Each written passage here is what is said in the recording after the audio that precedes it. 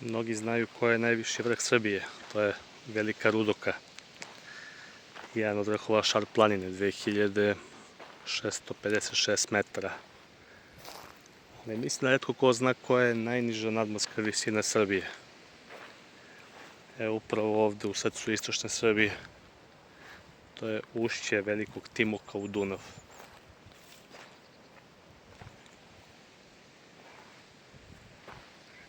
Toliko puta sam prošao ovde, nadomak Negotina, nikako da svratim i da obiđem ovaj predeo.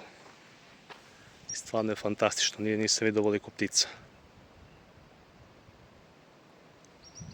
Prelepo mesto. Inače, na ovom mestu je nadmorska visina od nekih 60 metara otprilike.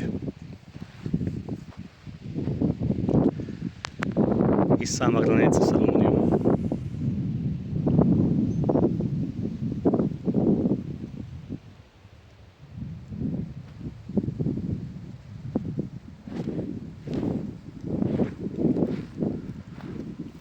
Ovde ću malo uživati i onda nakon toga se vraćam ka selu Srbovo prema Negotinu, pa ću onda dalje ka Donjem Podunavlju gore, uzvodno još prema Brzoj Palanci, Kladovu i onda dalje ka Kazanima, Đerdapu, Donjem Milanovcu.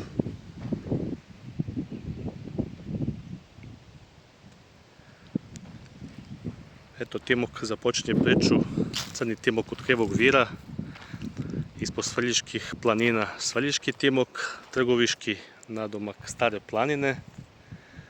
Svi zajedno se spajaju i onda završavaju putovanje upravo ovde.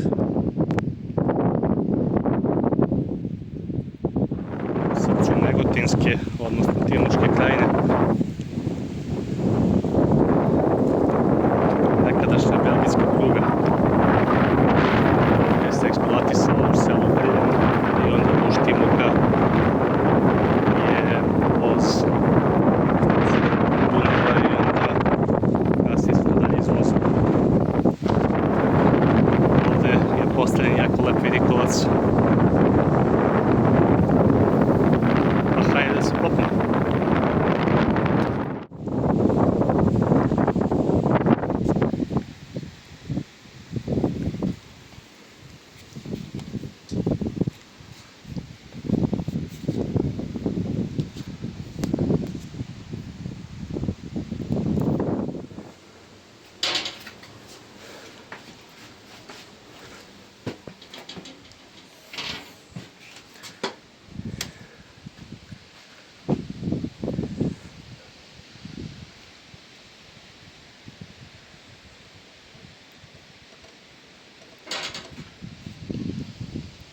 Prelepi Dunav.